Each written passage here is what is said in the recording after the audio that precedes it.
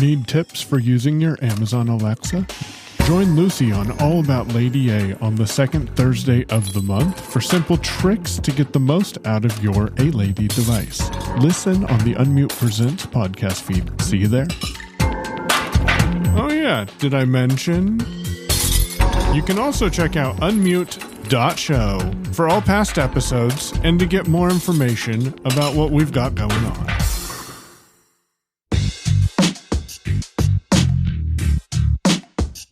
Many years ago, I ran across the greatest calendar app ever, Fantastical. It is absolutely fantastic, as its name implies. I think it's the calendar Apple should have developed, but now I just default to Fantastical. Recently, when I was reading on Mastodon that the company had just released an app for Windows, I thought, wow, that's really cool, until I found out that it wasn't quite accessible yet. I know the company to be very responsive. Flexibits has been awesome, and they have been responsive to any of us in the community that have written in about voiceover suggestions and ways to make it even more accessible than it already was right out of the gate. So several years ago, I did install Fantastical, and what I love about it is that I can have it coordinate with all my other calendars. So it draws in any other calendars that you would like it to connect with. So I'm going to go ahead and show you this app here. Menu button. And there is the menu button. And so we'll double tap menu. Menu. Pop-up we'll menu. See Dismiss menu. Here. List. Heading. Tasks. Button. Date taker. Button. Selected. Calendar. Button.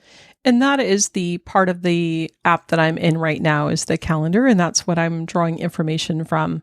I don't really have any tasks, and I don't like the day ticker especially. Full screen. Heading. And I don't have that on. Day. Button. Week. Button. Month. Button. And what I do show on the screen is a month at a time. Quarter. Button. Year. Button. Settings. Button. List and end. Here are the settings. Done. Button. So let's see what we can do in settings. Settings. Heading. Flexibits account. Christine. Calendars and lists. 6 calendars. Button. Okay, so when it says 6 calendars, that sounds a little scary, but it does like to include U.S. holidays, for instance, and birthdays and anniversaries. That's another calendar. If I have a calendar within Gmail, and there could be, other calendars as well. So we'll just kind of see what those are. Calendar sets. All calendars. Selected. New calendar set. More info. Contacts. Selected. Birthdays. More info. But anniversaries. Read only. More info. Outlook. From iOS. Heading. Birthdays. More info. Calendar. More info. United States holidays. More info. Outlook. Reminders. From iOS. Tasks. More info. Button. And you get the idea. So you can pull in a lot of different things. One challenge with having an app for about 10 years is that the features change over time, as well as what you were charged originally and perhaps a new subscription model. So we're now on version 4 flavor of the Fantastical app, where I think I probably started with version 1 or 2 way over 10 years ago. And so the free account allows you to add a single account, I believe it is, and you can add events, reminders, tasks, show event locations. And then with the premium, you have added, extra tech support, priority tech support. You can have a 10-day weather forecast, whereas in the free version, it just includes a 3-day forecast. And there is one calendar set included in the free, and there are unlimited calendar sets included in the premium. Now, I'm not sure what exactly is a calendar set. Maybe it's from one account, say maybe my Gmail account, that would be considered a set. And then if I had another, an account through another, email connectivity or, family kind of sharing, that kind of thing, that would be another calendar set. But for the free version, it looks like a lot of us got grandfathered in with some of the other things we can do. But for the premium version, it is $4.75 per month billed annually for an individual. And it gives you things like the premium tech support and also unlimited calendar sets, etc. And if you want to read a good outline of what is available between the free and the paid tiers, you could look it up on the App Store webpage itself, or you could also go to the Microsoft Store. The developer's website, flexibits.com, is a good site, but it does list these things in a table, which may be more difficult for some people to navigate. But onward with the demonstration of the app. So let's say that we're done with the settings. Calendar sets. Done. Button. And we'll be done. Okay. Menu. Button. So there's the menu button. Calendar sets. Notifications. Button. Search. Button. Go to today. Button. So it is today, obviously, and I am on today, but I'm going to just touch the screen so that you can hear. So what it shows you is 6 weeks at a time. And then underneath that, you have a list of all of your appointments. I am in the month view of October. And what I want you to hear is the fact that I can scroll around on the screen. Thursday, October 31st. Selected. Friday, November 1st, 2024. 2 events. Button. Okay, so the reason why it's focused on tomorrow's date, which is November 1st, is because I actually have something going on. And so if I touch the screen below the 6-week view of the calendar. MGG live stream and recording from 6 to 8 a.m. Mac Geek Gab. Okay, so I will be listening to Mac Geek Gab tomorrow at 6 a.m. for the live stream. If I slide my finger down. Yoga from 12 to 1 p.m. My events. Okay, so those are the two things I have going on tomorrow because I'm working from home tomorrow. And so you'll find that the list of your calendar events is underneath the month view. And the month view does include 6 weeks. And so that's great. You might have the first week of November and the last week of September up here. And so that's really cool.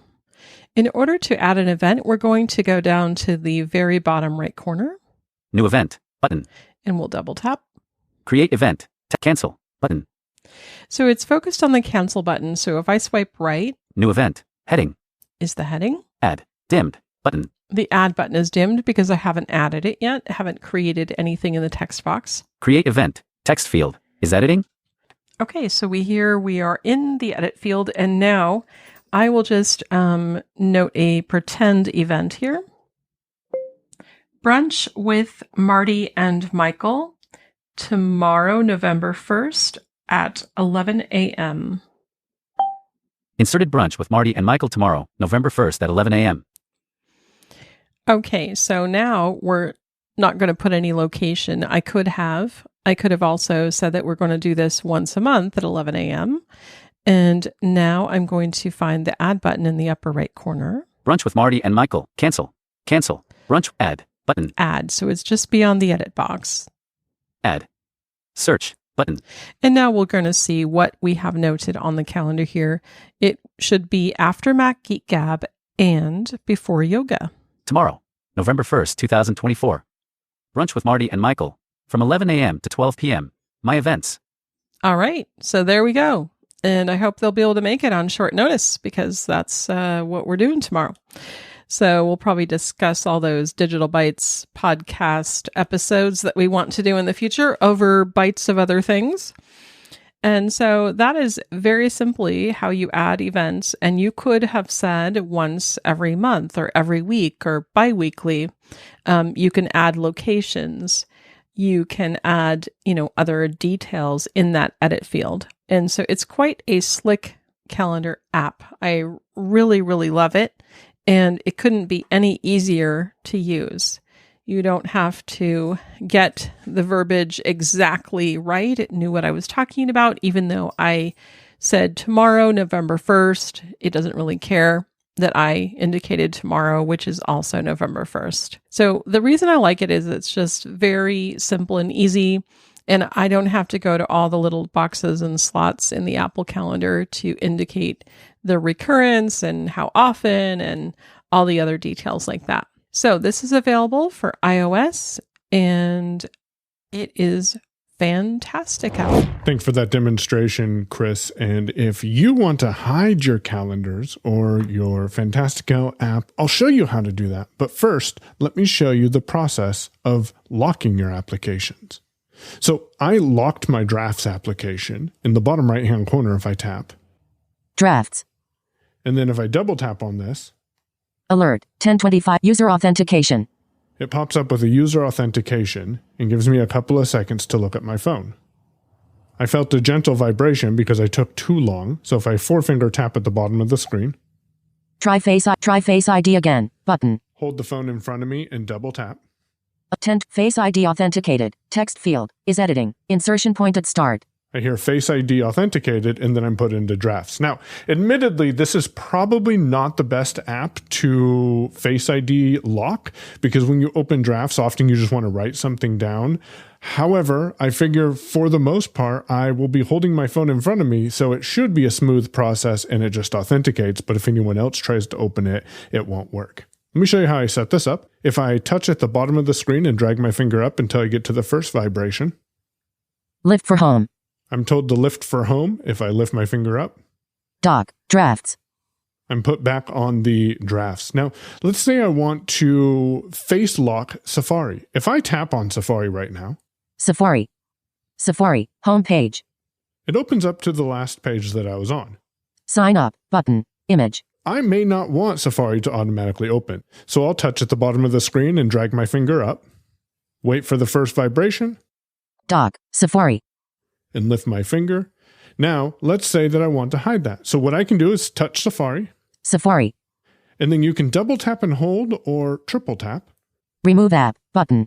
And this pops up a context menu for this specific app, and then we'll locate. Require Face ID. Button. If you double tap on that, Alert. Require Face ID for Safari? and I can flick to the right, This app will require Face ID or your passcode to open or show content in other apps. App content will not appear in notification previews or spotlight. which is pretty important to be aware of. Flick to the right. Require Face ID. Button. When I double tap on this, I believe it's going to prompt me to use Face ID. So I'll just double tap on it and then hold the phone about 6 to 10 inches in front of my face. Alert. Face ID authenticating. Face ID authenticated. Dock. Safari. And I felt vibrations as the Face ID was authenticating. So I knew it was already authenticated before VoiceOver told me that. So I was able to move my phone. Now, if I double tap on Safari, it's not going to open because the phone is not facing me. 1029. User authentication. It says user authentication, and then Try Face ID again. and we'll Button. do that and then point the phone at my face. 10. Face ID authenticated. High price chart. USD. Heading level 3. And now I'm back in my Safari looking at the Pi page that I was exploring. Hope you found this to be useful, and next week I'll show you hiding applications. That way I have some content for Digital Bytes already prepared. Opening apps with Siri. If you want to open up an app quickly and not have to search around on all your home screens or in the app library, all you have to do is activate Siri and say open messages, or activate Siri and say open mail. And that's how you open an app quickly with Siri.